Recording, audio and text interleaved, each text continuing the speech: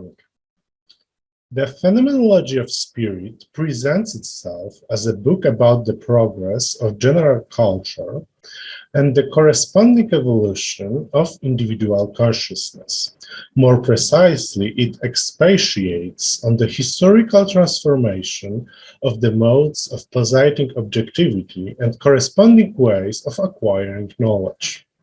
Hegel wrote about the principle connecting the epistemological structures analyzed on the pages of the Phenomenology. Because of this necessity, the way to science is itself already science, and hence, in virtue of its content, is the science of the experience of consciousness. The conviction about the identity of cognition and its history had fundamental meaning for the thinker. It was a brace that bound the system together, connecting the inaugurating logic with its culmination in a metaphilosophical reflection on the history of the philosophy. According to Hegel, the criterion of the veracity of the system of knowledge should lie in its circular structure. Hence, the deliberation about the history of the philosophical categories turns out to be making the foundation of the analysis carried out through them. The circularity characteristic for the dialectical style of thinking can be found in the quotation from Aristotle's Metaphysics in the paragraph crowning the Encyclopedia of Philosophical Sciences. For the German idealist, the Stagirite's image of God as the thought-thinking intellect is primarily a picture of the spirit. Hegel's conception of the absolute, defined in phenomenology as we who is I and I who is we, relates to the relationship between individual consciousness and social cognitive structures.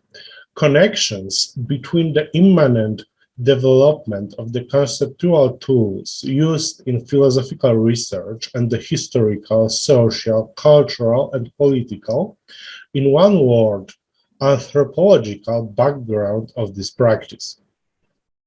Hegel indicates in the analysis of the absolute idea from the science of logic that philosophy shares with art and religion the same content, which is the self-knowledge of the spirit. Thus, the allusion to Aristotelian theology serves him to show that the philosophical concept is the most felicitous medium for attaining the overarching goal of culture, the fullness of self-discovery. According to the author of the Phenomenology, the subjective moment of cognition and cultural activity is not a vision external to the absolute, but its ontological culmination. Under his perspective, the experience of social actors proves to be transcendentally grounded in the spirit, that is, in the symbolic order, which art and religion can represent in the medium of imagination, and philosophy in the medium of conceptual discourse. Hegel's history of philosophy places logico-ontological issues at the center of the philosophical discourse, which means that the goal of love of wisdom, understood in his way, is to present socially grounded forms within which the object is assigned to the subject. The axis of Hegel's historical philosophical reflection was the following theorem. The sequence in the systems of philosophy in history is similar to the sequence in the logical deduction of the notion, determinations in the idea. Under Hegel's perspective, far-reaching historicity marks philosophical thinking. On the one hand, Hegel searched in lectures on the history of philosophy for the rational order in which the philosophical discourse developed and which the thinker identified with the former structure of his logical theory. On the other hand, he recognized philosophy as a form of social consciousness. One of the fundamental theoretical problems of the Hegelian history of philosophy turns out to be an attempt to work through the contradiction between transcendental apriorism and historicism. Hegel's famous phrase of philosophy as its time apprehended in thoughts implies that the purpose of philosophical inquiry is a conceptual description of the structures of thought determining the logical conditions of the possibility of social practices in a given epoch. Both politics and religion, artistic creativity, as well as the production of scientific knowledge, family, public life, personal morality, and habitual behaviors of an economic nature. According to a dialectical point of view, the subject of philosophical thinking is irreducible to individual consciousness, in contrast with the Cartesian cogito, to which epistemological constitution, an act of hyperbolic doubt, belong as much as an anecdote about a winter night and loneliness conducive to contemplation. Hegel's spirit is a figure of collective subjectivity. At the antipodes of dialectics, there is thus an epistemology that would introduce the distinction between the context of discovery and the context of justification as an abstract, rigid, strictly binary opposition. Under Hegel's perspective, both the political history and the history of philosophical discourse share the same purpose of recognizing and expressing the nature of human freedom.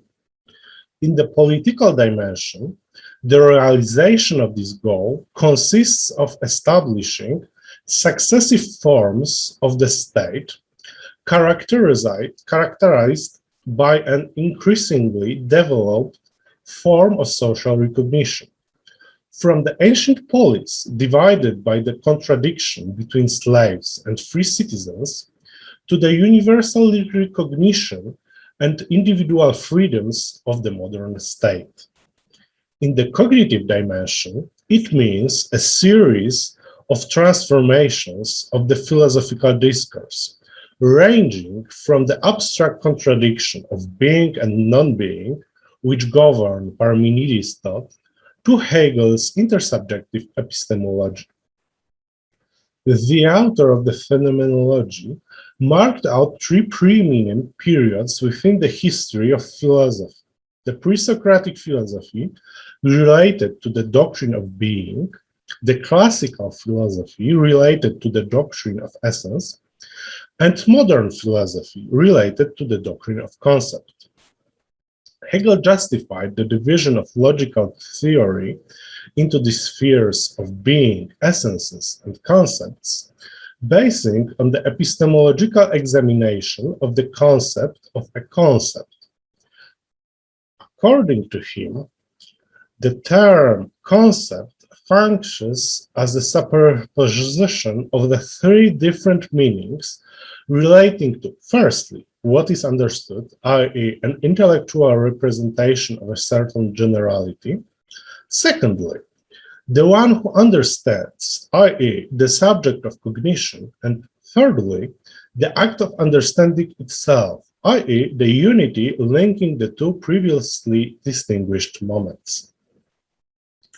According to Hegel, the structure of knowledge necessarily presupposes the difference between the subject and the object, which he described in writings from the early Jena period as a tragedy which the absolute eternally enacts with itself.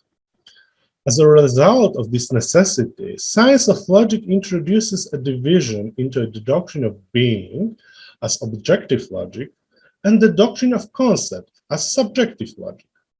The doctrine of essence constitutes the area of mediation between the doctrine of being and the doctrine of concept, while the latter's goal is to form a conceptual explanation of the entire subject-object structure. This aim explains why the absolute idea as the totality of being and thinking is the culmination of Hegel's logical construction. At the same time, it defines the historical dynamics of philosophical discourse, the vertex of which, according to the author of the Phenomenology, was his theory, i.e., a way of thinking organized by the structure of the absolute idea. Hegel recognized Parmenides as the initiator of the philosophical discourse. The principle of his philosophy that what is, and what is not, cannot be, corresponds structurally with the initial contradiction of the science of logic, that is, to the tensity between the concepts of pure being and pure nothing. According to Hegel's logical analysis, pure being denotes the most abstract notion of being in general, an entirely undefined being, and assumed at the same time to be the absolute opposite of nothingness. If, however, the concept of pure being as purely abstract is completely devoid of any determinations, it turns out to be tantamount to the notion of nothingness. The utmost extensive abstraction expressed in the concepts of pure being and pure nothing reveals to be the erosion of meaning. From Hegel's point of view, the thought of Heraclitus manifests a more advanced stage of philosophical development than that of Parmenides, because its principle is the concept of becoming, which, according to the analysis presented in the science of logic, is a concrete dialectical unity of being and nothingness. Anaxagoras thought represents a summary of pre-Socratic period in Hegel's historical philosophical panorama. The author of the science of logic interpreted recognizing nous, reason, as the principle of the world, as a significant step in approaching the comprehension of the nature of spirit by the philosophical consciousness. From his perspective, Anaxagoras' conception of nous represents the realization that the true generality is not that of particular notions, but that of thinking itself. In other words, true generality lies in the identity of the subject despite the diversity of the content of thoughts. Hegel appears to find in Anaxagoras' speculation Kantian conception of the transcendental unity of apperception expressed in the language of pre-Socratic metaphysics. Hegel related the further development of the philosophical discourse in ancient Greece with the doctrine of essence. Cognition actualizing the epistemological structure of the doctrine of essence is characterized by the assumption of its object as divided into two opposing spheres, what is essential and what is illusory. Hegel often refers to this division using the metaphor of the relation between inside and outside. The inside of a being represents its essence, while the outside, the layer of illusory appearances surrounding it. By applying this metaphor, the German philosopher tried to show that the truth of the doctrine of essence, which it is unable to realize, is that it is a form of anthropomorphic projection. In other words, thinking belonging to the doctrine of essence duplicates the characteristic for human existence division of experience into external reality and internal one, and transfers it onto the image of being. From Hegel's perspective, the essences of the old metaphysics turn out to be an alienated thought in which the subject has not yet recognized its product, from which it has not yet returned to itself. According to the lectures on the history of philosophy, Socrates, Plato, and Aristotle are the cardinal representatives of the doctrine of essence. Moral intellectualism identified virtue with the knowledge of what is good and beautiful, or in other words, ethically essential, while it identified vice with ignorance, error, apparent knowledge, or with a belief focused on illusory good. Platonic idealism assumed the supernatural reality of eternal patterns as essential, while presenting the world of material changeable things as an illusory dance of the shadows. According to Hegel's reading of Aristotle, the essence of the substance should be its form, while what is illusory is the particular dimension of a thing that is abstracted from when formulating a concept. Hegel perceived the Alexandrian Neoplatonism of Philo, Gnostics, and especially Plotinus as the culmination of the classical period of philosophy. The multicultural character of late antiquity Alexandria doubtlessly spoke to the universalist sensibility of the philosopher. According to Hegel, in the metaphysical construction presented in the Enneads, one should see the transformation of the concept of thinking, still abstract in Anaxagoras, into a holistic, internally differentiated structure.